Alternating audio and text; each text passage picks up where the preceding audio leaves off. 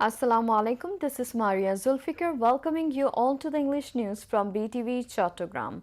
Let's begin with the headlines. Out of 1,850 complaints, evidence found in 253 cases, says Chairman of Inquiry on Enforced Disappearance Commission. ICT appoints amicus curiae over hearing on contempt of court against ousted Prime Minister Sheikh Hasina.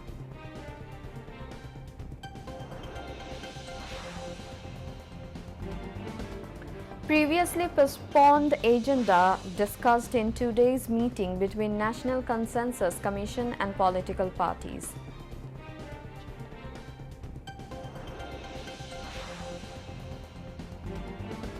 Election Commission finalizes draft Code of Conduct 2025 for political parties and candidates.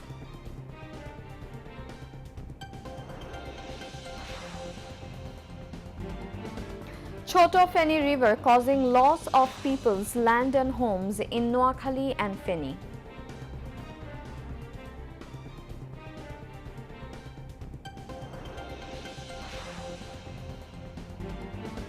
Israel and Iran continue trading blows as US President approves plans to attack Iran.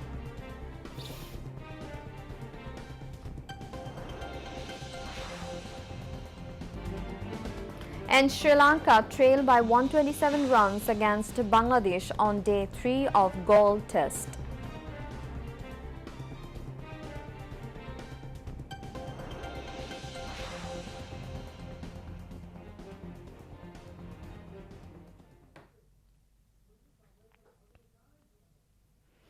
Viewers, those were the headlines. Now moving on to the details. Chairman of the Commission of Inquiry on Enforced Disappearances, Justice Moinul Islam Chaudhry, has stated that out of 1,850 complaints received by the Commission, irrefutable evidence has been found in 253 cases. Investigations into the remaining cases are still ongoing. He disclosed these details at a press conference held in Dhaka today. Justice Moinul Islam Chaudhry said that during the tenure of the previous government, enforced disappearances were carried out in an organized and institutional manner under the guise of anti-terrorism operations. The threat of Islamic extremism was exploited as a pretext of consolidate political power, gain international legitimacy, and prolong the regime. The victims included talented students, political activists, journalists, doctors, engineers, and professionals from various government and non-government sectors. In this process, the criminal justice system was weaponized. Law enforcement and security agencies were politicized, and a culture of torture and secret detention was institutionally established. Ordinary citizens were even repeatedly handed over to Indian forces through unlawful means. He emphasized that this was not a case of isolated human rights violations by a few careless officers during a counter-terror operation. Rather, it was a politically motivated repressive mechanism that used anti-terror narratives as a shield. The Commission has completed preliminary inquiries on 12 individuals who have not returned from disappearance and has been able to initially identify those responsible for their abduction. Justice Moinul Islam Chaudhry added that the RAB has been found to be most involved in enforced disappearances. In addition to Bangladeshi intelligence agencies, Indian intelligence forces were also involved.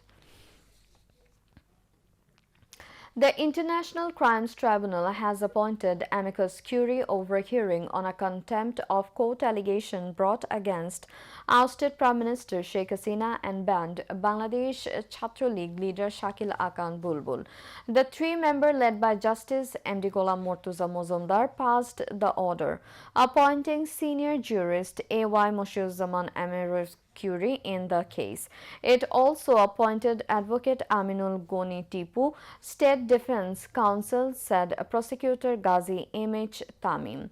The other two members of the tribunal are Justice M.D. Shafiul Alam Mahmood and Justice Mohitul Haq Inam Chaudhary. During the hearing, the prosecutor updated the tribunal on the progress of the contempt of court case against Sheikh Hasina. At that time, the tribunal inquired about the appointment of an amicus curiae. The prosecutor informed the tribunal that under Section 41 of the International Crimes Tribunal Act, the tribunal is authorized to appoint one or more amicus curiae. Subsequently, the tribunal appointed one such legal advisor. The tribunal has scheduled the next hearing of the case for June 25. Earlier, a forensic analysis conducted by the tribunal's investigation agency confirmed that a widely circulated audio clip on social media where a voice was heard saying, "I have got a license to kill 227 people," was that of former Prime Minister Sheikh Hasina. In light of this statement, which was deemed contemptuous, the International Crimes Tribunal ordered two national newspapers to publish public notices summoning Sheikh Hasina to appear before the court. In a briefing, Chief Prosecutor's Special Advisor Toby Cadman stated that during the previous regime, the rule of law was absent. However, he noted that this situation has changed under the interim government and has since met international standards. The second round of discussions between the National Consensus Commission and various political parties is currently underway. The meeting has resumed discussions on previously postponed agenda items. Today's discussions focus on the presidential election, prime ministerial term limits, the constitution, the fundamental principles of the state, and delimitation of electoral constituencies.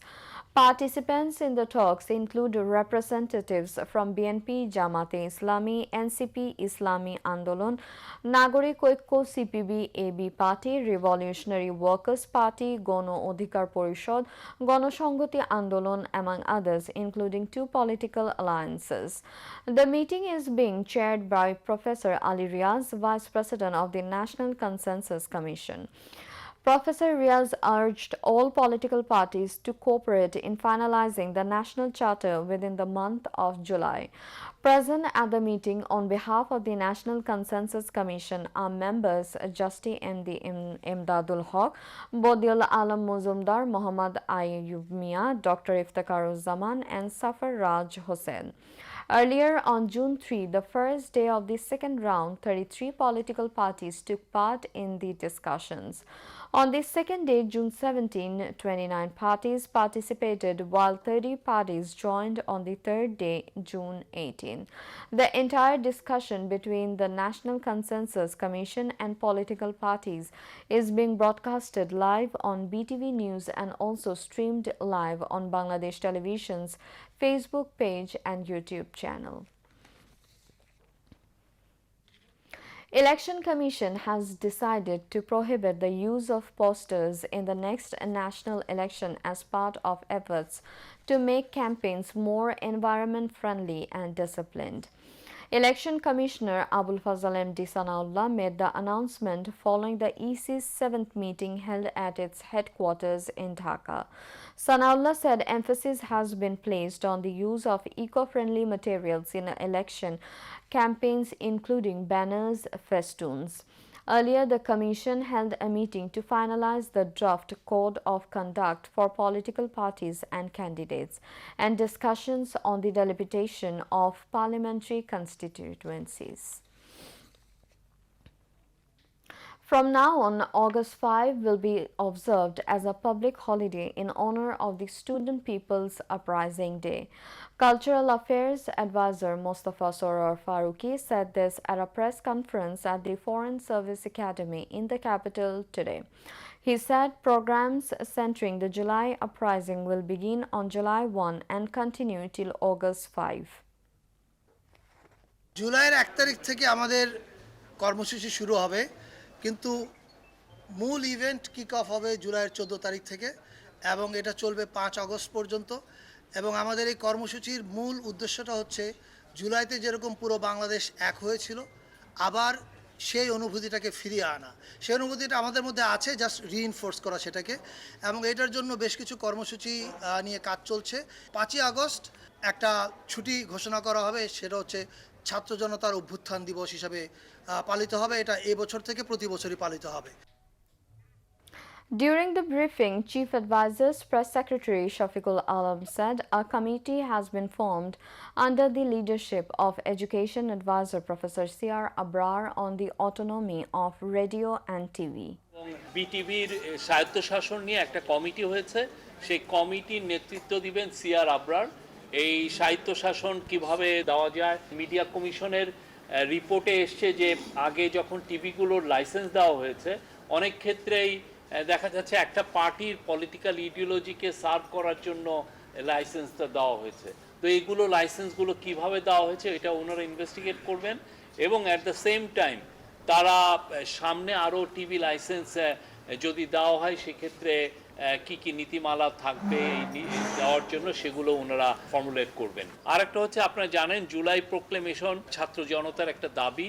তো জুলাই প্রোক্লেমেশনটা যাতে 5ই আগস্টের আগে এটা দেওয়া যায় সেই জন্য একটা কমিটি করা হয়েছে। এই কমিটির নেতৃত্ব দিবেন হচ্ছে ডক্টর ওয়াহিদুদ্দিন মাহমুদ, আমাদের planning adviser.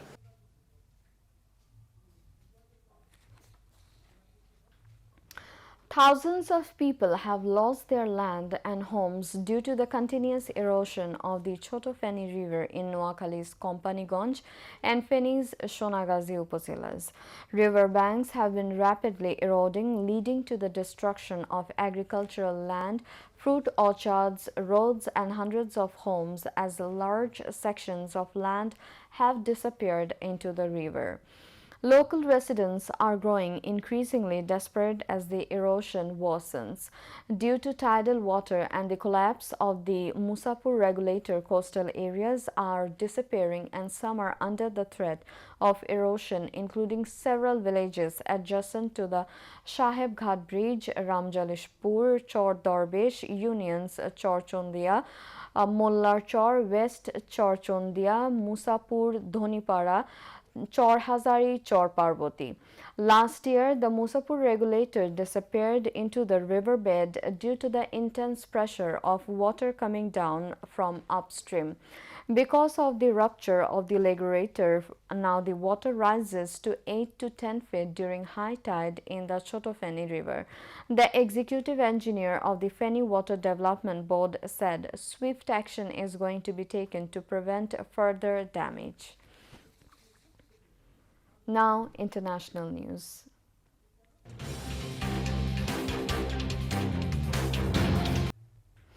Israel and Iran have again exchanged blows with Israeli fighter jets bombing Iran's capital Tehran and the city of Karaj, as well as heavy water reactor at the Arak nuclear complex in northwest Iran. The Israeli military earlier ordered people near Arak and Kundab to flee their homes, saying their lives were at risk as they were targeting Iranian military infrastructure in the area. Several explosions have also been heard over Jerusalem and Tel Aviv as a new wave of Iranian missiles targeted the country, resulting in at least 4 impact sites. Meanwhile, U.S. President Donald Trump says he's still weighing his options on United States military intervention in the escalating hostilities. Earlier, Iran's supreme leader Ayatollah Ali Khamenei warned the U.S. that any strikes on its territory would have serious, irreparable consequences.